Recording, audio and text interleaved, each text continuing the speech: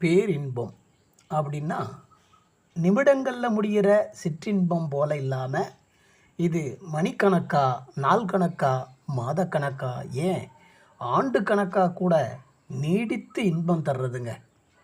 எப்படி இது சாத்தியம்னா, உடலின் புலன்களால் பெறக்கூடிய இன்பத்தை தாண்டி உடலற்ற மனமற்ற நிலையை கடந்து பெருவெளி எனும் ஆகாசத்தில் கரைஞ்சி போகிறதுங்க இது.